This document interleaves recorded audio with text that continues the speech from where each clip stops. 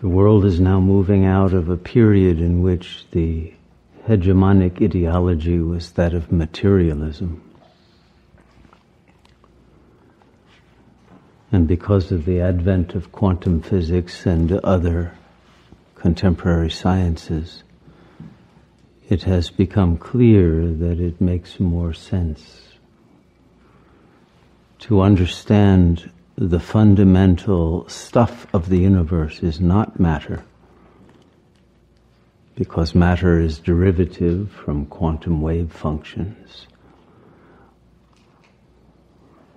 and they are derivative of a unitive quantum field that is not material.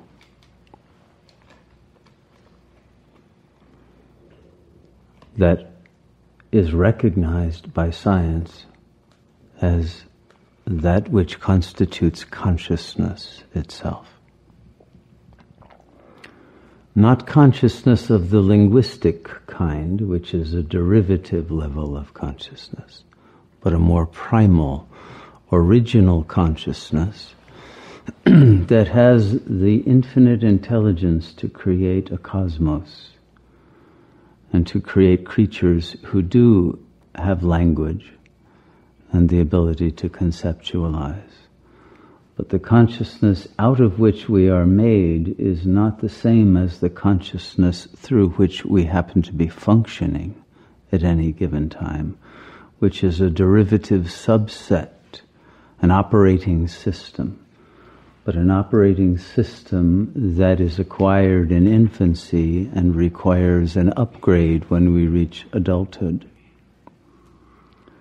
What traditional societies knew is that further upgrades are possible, and therefore there were more advanced rites of passage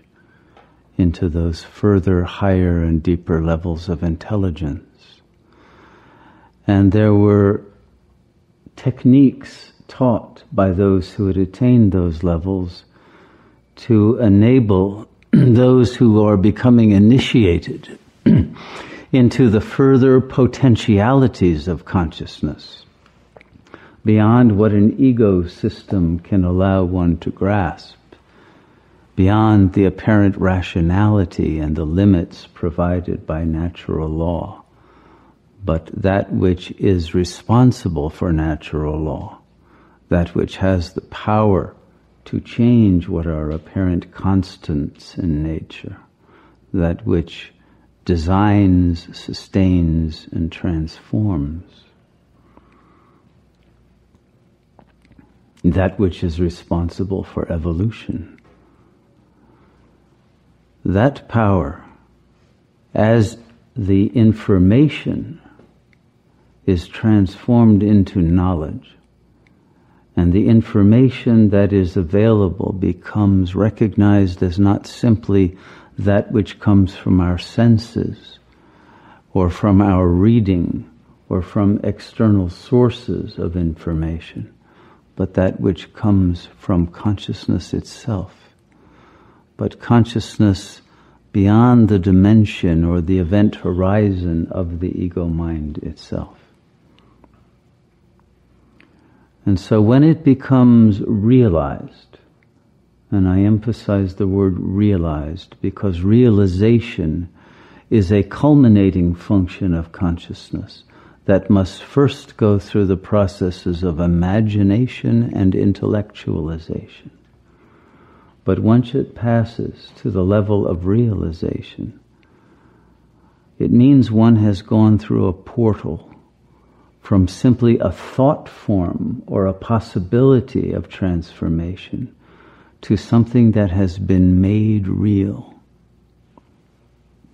Few ask the question of what power is it that is responsible for realization? What is it that is responsible for being one day a coward and a next moment brave, courageous? Transformations in character, transformations in intelligence, transformations in the ability to love that follow upon great realizations of new dimensions and levels of our being that at some moment fortuitously we accept, we realize to be much more true to who we are than what we thought we were. And we let go of those old thoughts that we recognize at that point only, with hindsight, had crippled us and limited the abilities of our intelligence to be awakened and activated and integrated. And once those shackles, those separative elements that prevent the integration of our consciousness with that cosmic consciousness from which we derive, once that elimination of the barriers, the sense of separation, the differentials have been overcome,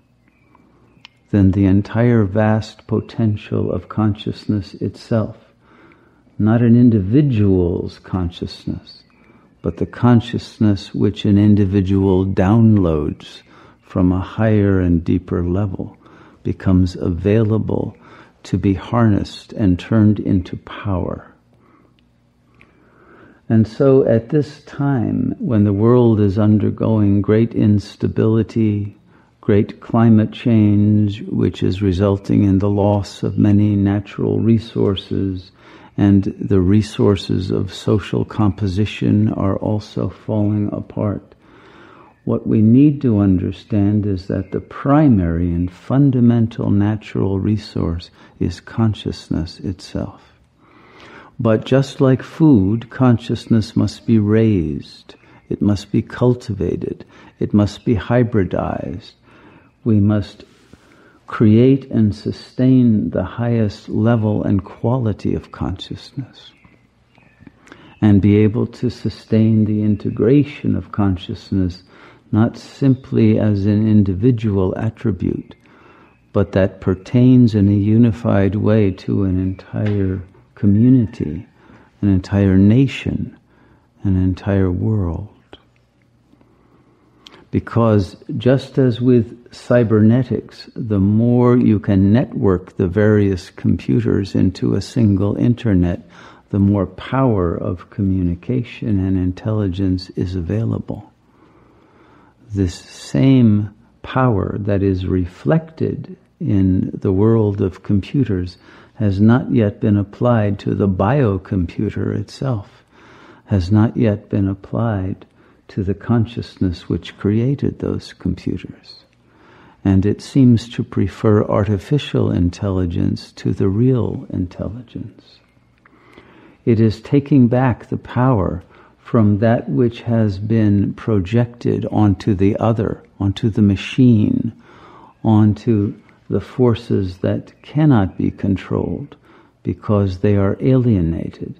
because they belong to forces that are only relative to a frame of reference of materialism, that can be retrieved and increase the power to gain control of a world that is now out of control, a world that has lost its moral compass and its capacity to act in an integrated and rational way. What is not understood by many is that rationality itself always contains its own shadow. It always contains irrationality, just as yang contains yin in the famous Taoist symbol. And once you recognize that rationality of any sort is inherently irrational and will always produce an unconscious backlash, an internal conflict with itself,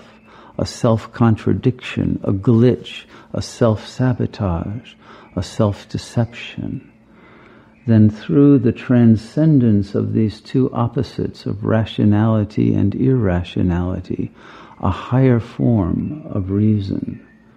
that is not divided into this dualistic form of self-conflict can be overcome. And that unification of consciousness itself can then be disseminated as a model of unity that knows no otherness. Once the consciousness has become divided in apparently alienated units, and those units identified with different bodies, then the capacities of consciousness to unify becomes lost. And only through the disidentification from the vehicle of consciousness can the power of the source of consciousness overcome its own Frankenstein-like operating system that has monstrously taken over its rationality and caused it to act in irrational ways that can no longer be controlled. It is the regaining of this power of intelligence that can overcome the enemy within as well as that which has been projected without, that can restore love to a world of hatred and conflict, can restore joy to a world of despair and of resignation,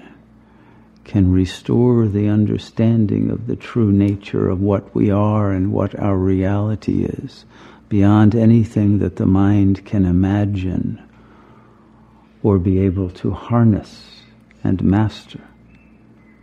It is when that gift has been realized, the gift of consciousness, that is far greater than anything we have imagined, because we are using only as much as 10% of that consciousness that's available to us at most. And once we have allowed the full flow of the knowledge, the life energy, the power, the love, the capacity for integration, the capacity for transcendence, the capacity for unification, the capacity for innovation and creative change, all of that will become activated and will enable an overcoming of problems that seemingly are insurmountable to the world that is operating at its present inadequate level of intelligence. It is that realization that is the portal to survival in an age where we are rapidly losing the integrity of the consciousness we do have within the ego because of the amounts of stress, anxiety, depression, addiction, and loss of center, loss of values, loss of orientation that has created a tendency toward psychotic and psychopathic behavior systems in social systems writ large, as well as in family systems and individual ecosystems.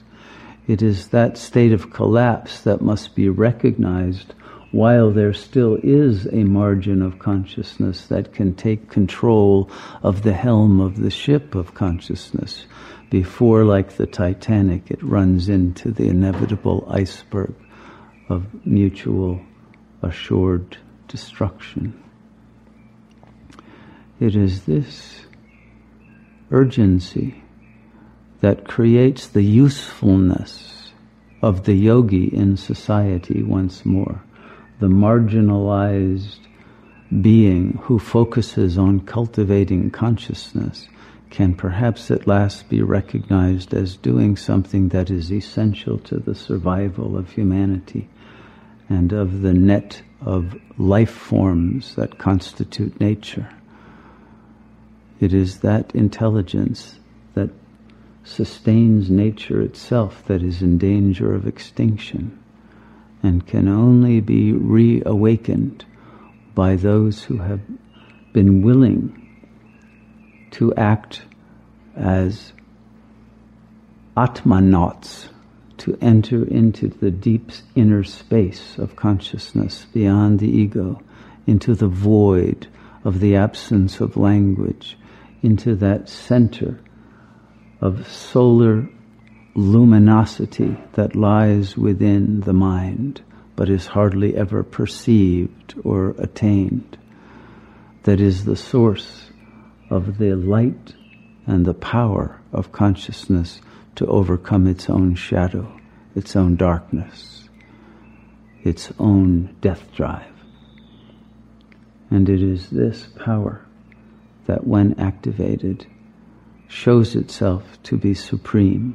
and capable of undoing all of the flaws that ego consciousness has created within the system of operation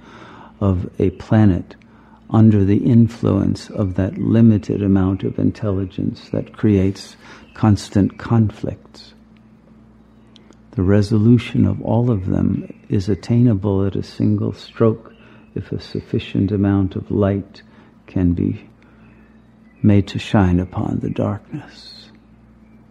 And each of us has responsibility and power to accomplish that end. And because quantum physics has showed that we are all indeed entangled, interconnected,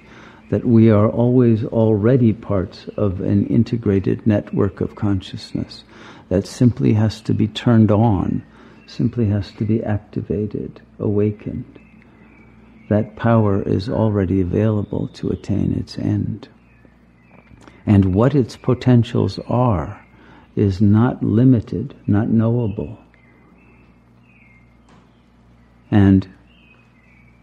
because it is the same power that has produced the creation of the universe, it is a power that is clearly able to revive a planet that is in danger of its life energy being extinguished. It is this capacity to restore a coherent order of life in a planet whose coherence at every level is being lost. That is the gift that yoga can offer to a world on the brink of its own cataclysmic demise. May we gain that gift, activate it, and share it through all of the subtle networks of internal and external communication, telepathic and metaphysical, of which consciousness is capable. It is this that is what has been known as the realm of the miraculous, but in fact quantum physics has shown that it is simply the natural proclivity of quantum wave functions to collapse and decollapse. And they do this at the desire of the observer. It is very important to understand who it is within you that is observing all of the movements of your consciousness, and to reach that unmoving source, for therein abides the power of transcendence and transformation. Know that you are that.